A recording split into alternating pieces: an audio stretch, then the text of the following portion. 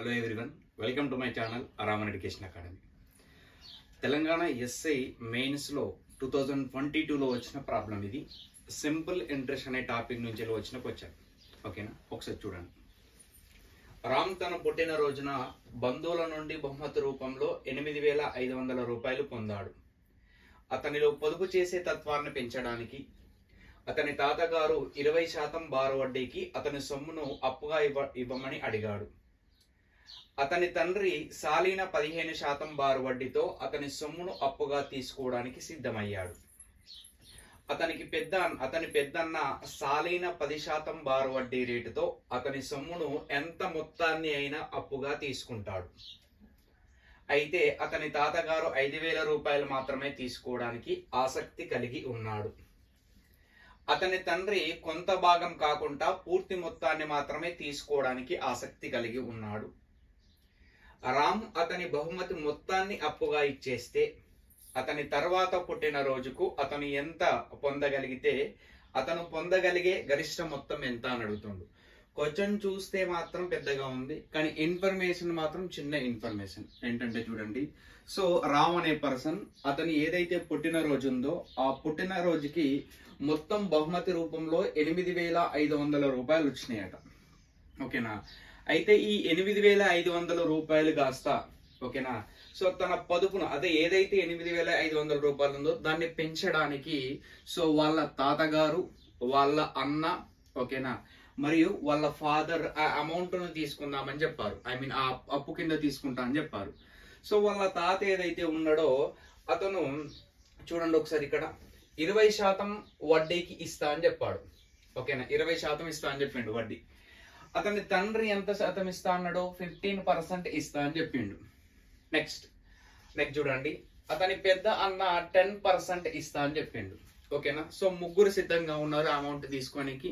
తాత 20% అండ్ వాళ్ళ తండ్రి 15% అండ్ వాళ్ళ బ్రదర్ 10% తో తీసుకుంటా అని చెప్పిండు. నెక్స్ట్ చూడండి,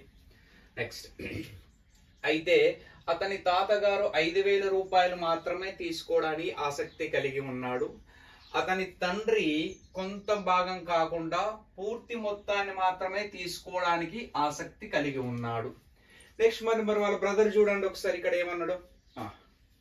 అతని పెద్దన్న 10% బారు వడ్డీతో అతని సొమ్ము ఎంత మొత్తాన్ని అయినా అప్పుగా తీసుకుంటా అంటున్నాడు. ఓకేనా, వాళ్ళ తాతకు ఓన్లీ 5,000 రూపీస్ మాత్రమే కావాలట, బట్ 20% ఇంట్రెస్ట్ ఇస్తా అని చెప్పిండు. నెక్స్ట్ వాళ్ళ బ్రదర్ ఏదైతే ఉన్నాడో అతను ఎంతైనా పర్లేదు అంటుండు, అతను 10% ఇంట్రెస్ట్ ఇస్తా అని చెప్పిండు. కానీ వాళ్ళ తండ్రికి మాత్రం టోటల్ అమౌంట్ కావాలట, బట్ 15% మాత్రమే ఇంట్రెస్ట్ ఇస్తా అని అంటుండు. చూడండి మీరే చెప్పండి, జనరల్ గా 5,000 మాత్రమే ఇస్తుండు, 20% ఇంట్రెస్ట్ ఇస్తా అంటుండు. ఎవరికి? వాళ్ళ తాతకి. ఎంత భాగమైనా కావాలంటుండు వాళ్ళ బ్రదర్ 10% ఇస్తా అంటుండు.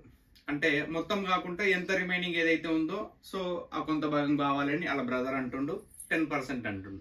కానీ వాళ్ళ ఫాదర్ చూడండి టోటల్ కావాలి అంటుండు, బట్ 15% మాత్రమే అంటుండు. కానీ వాళ్ళ తాత చూడండి 5,000 అంటుండు, అందులో 20% ఇంట్రెస్ట్ ఇస్తా అంటే సో జనరల్ గా అతను ఎవరికి ఇవ్వడానికి ఇంట్రెస్ట్ చూపుతాడంటే ఫస్ట్ వాళ్ళ తాతకు 5,000 రూపీస్ ఇవ్వడానికి ఇంట్రెస్ట్ చూపుతాడు. ఎందుకంటే 5,000కి 20% ఇంట్రెస్ట్.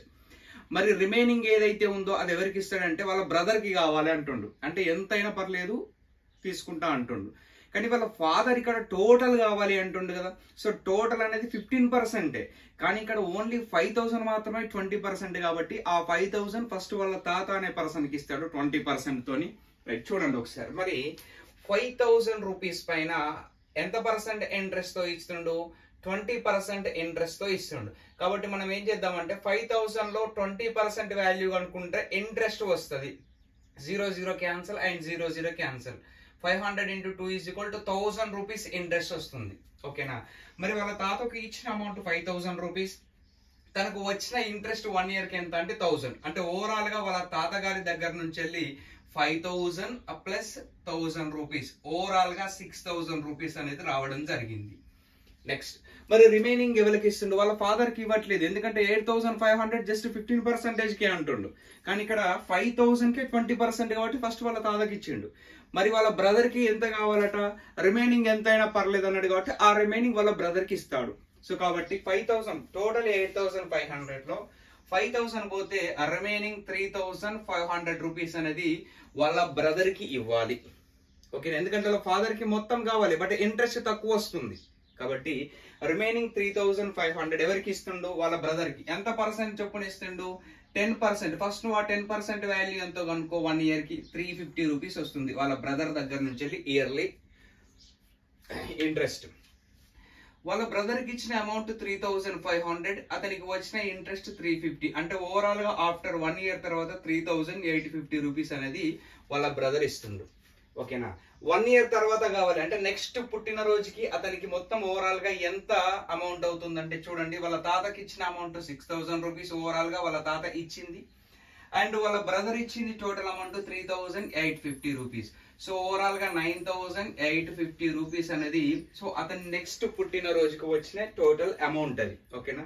జనరల్ గా చూడండి, ఇది మెయిన్స్ లో వచ్చిన ప్రాబ్లం, కానీ క్వశ్చన్ మాత్రమే పెద్దగా ఉంది. ఒకసారి క్లారిటీగా చదివి అర్థం చేసుకుంటే 1 to 2 స్టెప్లలో మనకు ఆన్సర్ అనేది ఈజీగా అవుతుంది. ఓకేనా? Thank you.